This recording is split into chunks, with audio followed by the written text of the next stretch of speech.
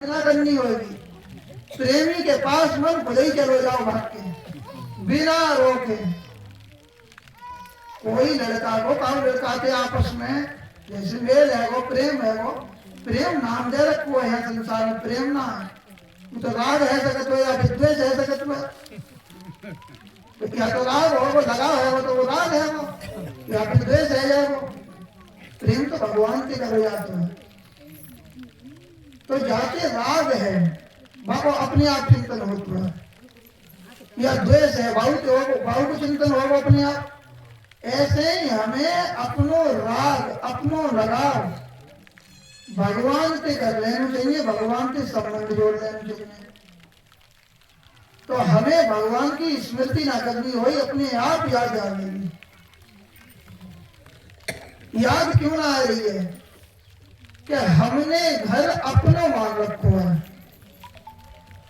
और जब अपनो घर मान लो है तब घर को भार तो हमारे ही ऊपर है, क्योंकि हमने अपनो मान रखा। तो हम चिंतन दिन भर करते हैं कि हमें अपने घर को ये काम करना है, अपने घर को ये काम करना है, अपने घर की ये व्यवस्था करनी है, अपने पशुओं के लिए ये व्यवस्था करनी है, अपने बाल करने के लिए ये व्यवस्था करनी है। जाई में पूरी उम्र बीत जाती है। अच्छा आप ये विचार करें कि वो घर अपनो है कि बालक अपने हैं कि खेती अपनी है। जागो आप अपनो मान तो वो अपनो ना है।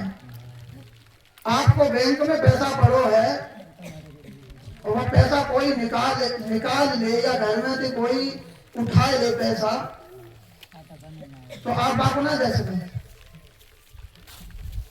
बाप ऐसा को आप अपनो मानते हैं। अब जैसे आपने अपनी भैंस मान रखी है, तो भाई कोई खोल के ले जाए तो ले जान देंगे ना, ले जान देंगे ना। तो आपको तो लड़का बालक हुए फिर वो मर जाता तो क्यों ना रोको, क्यों रोकनी चाहिए ना। हाँ जब हम अपनो माने तो रोक लेना चाहिए। जैसे वस्तुओं को हम अपनी माने हैं और बड़ी उनकी सुरक्षा करना है, और जब हम स्वयं मर के यहाँ से जाते हैं तो तब हमें सब ले जाना चाहिए लाल लश्कर अपना। जहाँ को मतलब है कि वो अपने हैं ना है, अज्ञान के कारण मान रखे हैं। आप कह रहे माने ना तो घर को काम कैसे चले हो।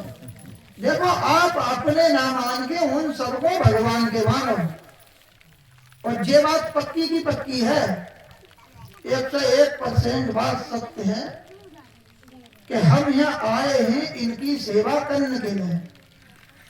हमारी पत्नी जो है, बालक हैं, परिवार है, रिश्तेदार हैं, जितने बड़े संबंध हैं, इनकी सबकी सेवा करने के लिए आए हैं। लेकिन ये अपने हैं ना है, इनको कोई जन्म को कर्जा हम पे हो, हमारो इन पे हो, आपसी बदले हैं।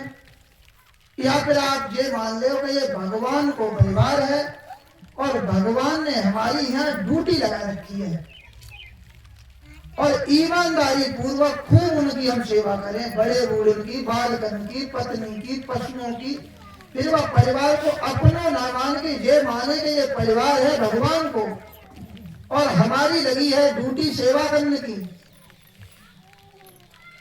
तो अपने आप भगवान की आ जा रही। क्योंकि भगवान के जनों की कितने काम है साथ में। आप लोग कहीं नौकरी करने जाते हैं और जहाँ मालिक को काम करते होंगे, बाकी अपने आप आ जाते हो, क्योंकि मालिक को काम कहीं खराब ना है जाए। खराब है यार वो तनख्वाह कट जाएगी, अपने आप आती है ना यार। ऐसे ही हम परिवार को भगवान को मान के और फिर खूब सेवा करें हम। अब मालिक है भगवान, हम हैं सेवा में लगी है। ड्यूटी तो मालिक की तो याद आवेगी, कहीं भगवान को ये काम खराब न है। ये भगवान के जन है, कहीं ये भूखे ना रह जाए, कहीं इनकी पढ़ाई में कमी ना आ जाए, कहीं इनके भोजन में कमी ना आ जाए। तो अपने आप तो भगवान की याद आ रही, तो ये तो है वो आपको भजन। और आपके घर को है वो काम, अच्छा है वो ना। और भगवान की है रही पूजा, क्योंकि भगवान सब में स्थित है, भगवान के ही सब है और उनकी भगवान के मान के और भगवत स्वरूप मान के हम सबकी सेवा करें तो कोई बंधन ना है। खुरपी जलात बालक खिलात रास्ता चंत बिजनेस कर, हर समय जे माने के ये सब कार्य भगवान को हम करना है। और ये बात पक्की है कि हमें आपको यहाँ सेवा करने के लिए भेजो है, सेवा लेने के लिए ना भेजो है। भगवान के मान के सबकी सेवा करें तो अपने आप बड़ी सरलता के साथ कल्याण हो जाए।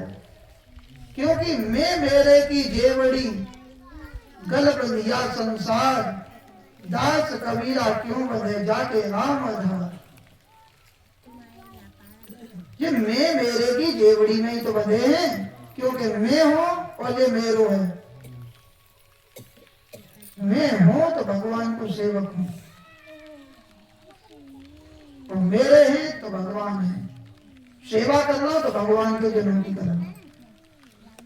अपने आप याद आ गई, अपने आप माला चंद्रे खुरपी जलात बालक खिलात, जहां जैसी परिस्थिति में हो हर समय भजन हो, बड़ी सरलता से कल्याण हो जाए। हाँ, जाके लेकर आपको त्याग करना होगा। त्याग है बीड़ी तंबाकू शराब मांस झूठ बोलना, लड़ाई झगड़ा करना, चोरी करना, चुगली करना, ये सबको त्याग कर देना चाहिए। अब लोग मांस खाते हैं, आप विचार करें मानव के लिए मांस खाना चाहिए। कुछ लोग उदाहरण देता है कि महाराज जी फलानी जगह सब मांस खाता है। अरे भाई, वहां की परिस्थिति ऐसी है, वो तुम्हारे जैसे पापी है जो वहां जाके फंसाएगा। समुद्र किनारे आप चले जाओ तो बहुत लोग मछली खाते हैं, क्योंकि वहां और कोई चीज है ही ना। तो आपके लिए कौन सी चीज ना है? एक तो एक अच्छे अन्न हैं, अच्छे से अच्छे फल हैं, अच्छी से अच्छी मिठाइयां हैं, अच्छी से अच्छी मेवाएं हैं। जब इतनी अच्छी खान पीन की चीजें हैं तो फिर आप लोग मांस और मदिरा को क्यों खाते? शराब क्यों, दूध पियो। भाई, दूध बेच के आप लोग शराब पी रहा, पूरे शरीर के पुर्जा खराब कर रहा, बाल बच्चे छोटे छोटे छोड़ के और आप मर जाते हैं। कितनी बड़ी कमी है। तो शराब ना पीनी चाहिए, मांस और मदिरा को त्याग कर देना चाहिए। महाभारत में आती है कि मदिरा ऐसी है जैसे कोई व्यक्ति घास कुछ लेकर जमे आ गई मिलते हैं, लेकिन तेजाब डाल दो या तो कबू न जमाएगी, क्यों बाबा की जलाई गली जाएगी। तो बताई गई है कि मदिरा ऐसी है कि जो हमारे जन्म जन्म के संस्कार हैं धर्म के, उन जन्म जन्म के संस्कारों को मदिरा नष्ट कर देती है। मदिरा पी के बुद्धि खराब हो जाती है। मदिरा पी के लोग लड़ाई करता है, गाली गलौज करता है, घर की सारी संपत्ति को खत्म कर देता है। अब है बात ना कंपेयर में हम जहां को सत्संग में, तो उन्होंने बताया कि महाराज जी आज आप मत आओ। तो हमने कोई बात हमने गलती कर दी कि ना महाराज जी आपने गलती नहीं करी, हमारे बिल्कुल बगल में ही एक ही लड़का है और वहां के 4-5 बालक है छोटे छोटे। इतनी शराब पी तो शराब पी के वहां के सब पुर्जा खराब है, वो खत्म है। अब पड़ोस को है मांग लो तो अब आपको बाद में सत्संग सुनेगा, हमारी मजबूरी है। शराब पी के लोग जमीन जायदाद बेच लेते हैं, लड़का बालक पढ़ने को रह जाते हैं, लड़कियां बेचारी शादी को बैठी रहती है 35-35 साल तक, क्योंकि बुद्धि खराब है, शराब पी रहे हैं, नाली में पड़े हैं। तो ऐसे जीवन से कौन सुधार है? अरे बड़े भाग्य मानुष तन पावा, सुर दुर्लभ सद ग्रंथन गावा। सुर मानी देवता, सदग्रंथ और संत जावात की साक्षी रह रहे हैं कि मानव तन बड़े भाग्य से मिलो है, ये देव दुर्लभ है। ऐसे देव दुर्लभ मानव तन को पाए के और हमने भगवान को भजन ना करो, धर्म ना करो, तो हम पशु तेरम गिरे गुजरे हैं। तो बड़े भाग्य मानुष तन पावा, सुर दुर्लभ सद ग्रंथन गावा, साधन धाम। ये मानव तन एक साधन मिलो है धाम तक पहुंचने के लिए। साधन धाम मोक्ष कर द्वारा, ये मोक्ष को दरवाजो है। और पाही न जेही परलोक सुधारा। ऐसे मानव तन को पाके हमने अपनो परलोक ना बनाओ, तो तेही परतंत्र दुख पावे, सिर धुन धुन पछताए। काल है, कर्म है, ईश्वर है, मिथ्या दोष लगा। कुछ लोग देखे ना, कहता महाराज वही समय ना है, समय आयो फिर भजन करेंगे। ईश्वर को दोष देता है। महाराज भगवान की हम पे कृपा ही ना है, कहाँ से भजन करें? अब ईश्वर को दोष दे। महाराज जी कर्म में लिखो ही ना है, कैसे भजन करें? अब कर्म को दोष दे। भाई मानव जीवन जो है वो कर्मों के अधीन ना है। मानव जीवन जो है वो कर्मों को स्वयं रचेता है।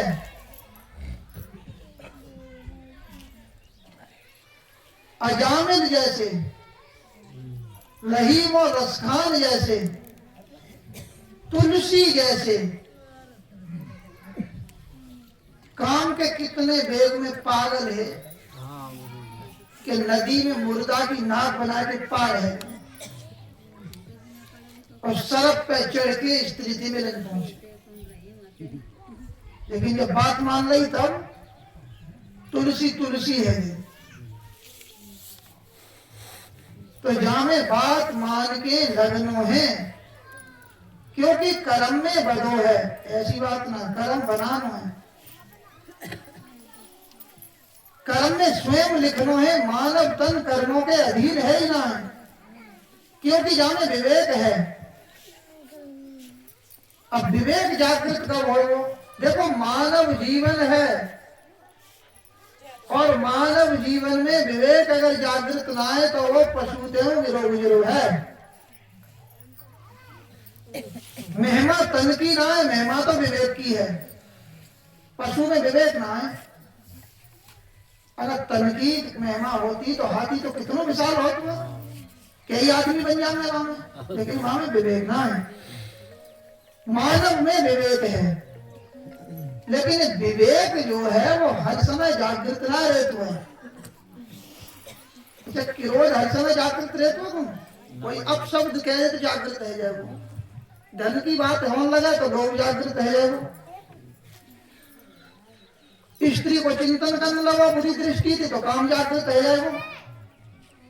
ऐसे ही कही गई है कि बिन सत्संग विवेक ना होई, बिना सत्संग के विवेक जागृत ना हो। और सत्संग सहज में मिले होना। बिन सत्संग विवेक न होई और राम कृपा बिन सुलभ न सोई। बिगर भगवान की कृपा के वो सत्संग सुलभ ना है सके। अच्छा, आज भगवान की कोई कृपा ही तो हम और आप सब लोग एकत्रित है के कल्याण की बात को सुनना है। ये विवेक की ही तो देन है, क्योंकि पहले विवेक जागृत गंगादास के है। वो सत्संग करा लो, सत्संग में अच्छी बात मिलेगी, लोगों को कल्याण हो। जैसे माचिस में थे एक तीली निकाल के और आगे को भंडार बनाओ जा सकते हैं। उनको विवेक जागृत है, वो तो उन्होंने सोची उनको सत्संग करा देंगे। तो ये भगवान की विशेष विशेष कृपा है, जो भगवान की चर्चा मिल रही है। और सत्संग की व्यवस्था करते हैं लोग, डीजे जलाता है, बड़ी बड़ी व्यवस्थाएं करता है। काय के लिए? मोह और के लिए, जाको कोई महत्व ना है। जन्मदिन के लिए, अरे जन्मदिन किनको मनाया जाता है? जो श्रेष्ठ पुरुष है वो कहिए कि जन्म वो सराहनीय है जाके पीछे मृत्यु ना हो, और मृत्यु वो सराहनीय है कि जाके पीछे फिर जन्म ना हो। क्योंकि जन्म लेके जाने भजन करो तो वहां को फिर जन्म ही ना होना है, तो वो जन्म सराहनीय है, उनके जन्मदिन मनाए जाते हैं। और मृत्यु वो सराहनीय है कि जाके बाद फिर मृत्यु ना हो, क्योंकि जन्म लेके भजन करके भगवत तत्व की प्राप्ति कर रही तो जन्म मरण से वो मुक्त है, तो वो मृत्यु सराहनीय है। तो हमें कराना है तो सत्संग की चर्चा करनी चाहिए, सत्संग को आयोजन रखना चाहिए, सबको बुलवा देना चाहिए, सबके कल्याण की बात सोचनी चाहिए। अच्छा, सबके कल्याण की बात कोई सोच ले तो कब आपको कल्याण ना हो, वहां को सबसे पहले है यार,